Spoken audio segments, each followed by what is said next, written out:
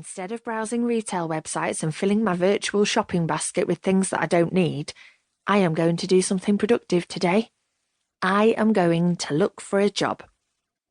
It's hardly an earth-shattering thing to do, but I haven't worked for 3 years, and the thought of putting my CV out there is enough to give me butterflies. But that's not the only thing that I'm anxious about. I'm not sure how Craig will take the news about me wanting to go back to work. The toothbrush is turned off, the toilet is flushed, and finally, the bathroom door opens and I get my first glimpse of my handsome husband today. He's always been a morning person, and his smart appearance is evidence of that.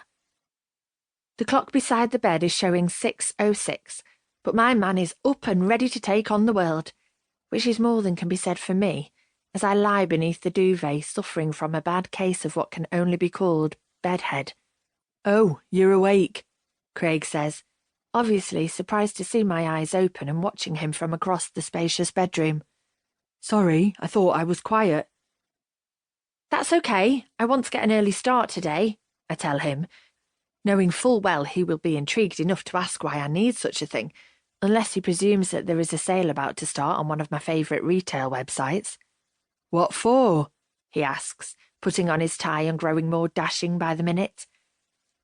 "I was thinking about seeing if there are any good jobs available," I say, nervous to see what the response will be. It's not that he wouldn't want me to work, it's just that he might not understand why I would feel the need to. "A job?" he replies, pausing as he pulls on his suit jacket. I'd expected him to be surprised. Maybe it's a silly idea. "I didn't know you wanted to get back into work," he says, now fully dressed and ready to leave. "I thought you were happy not having to go to an office every day." I am. It's just... I pause, not wanting to get into it just before he's about to walk out the door. I don't want to make him late. Then he definitely will be speeding. "It was just an idea," I say, downplaying it a little. "We can talk about it tonight." Craig smiles and moves towards the bed, leaning over me and kissing me on my forehead. "Whatever you want, darling." Then he heads for the door, leaving my heart aching a little at the thought of not seeing him until he returns this evening. "Have a good day," I call after him as he leaves, his footsteps thudding down the staircase before I hear the rattling of his car keys from the hallway below. "See you tonight, love," he calls up before opening the door. For a second, I can hear the sounds of the birds singing in the trees outside. The fields around our home filled with the sounds of nature, as another day dawns in our rural retreat. Then the door slams and there is nothing but silence. Home alone, as per usual. 2. Craig. I can't believe Megan is thinking about getting a job. I thought she was happy with our arrangement. I make the money, so she doesn't have to. I'm the breadwinner, and she keeps the home fires burning. I go to work, she stays in the house. That's how it's always been since we got married. It's how I want it, and I thought it was how she wanted it too. But I guess I was wrong. Something has changed, and now she's talking about getting a job. We'll see about that.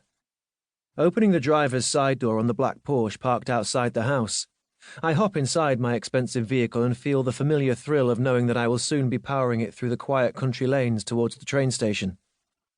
As I fire up the engine and put the car into reverse, I don't even need to glance at the time on the dashboard because I know exactly what it will be. 6:15, on the dot. I leave at the same time every day, and I arrive home at the same time every day. I like my life to have structure and routine, and as few surprises as possible. Which is why Megan's admission this morning has me so riled up. Pushing my foot down on the accelerator pedal, I guide the beast at my fingertips down the quiet road, past the farmer's field opposite my house and in the direction of the small train station, where I will catch the 6:32 service into central London. But my mind isn't on the twists and turns of the route ahead. It's on Megan, and her desire to find herself back in gainful employment again. Most women would be happy if their husbands earned a fortune that allowed them to not have to commute every day to a job they loathed.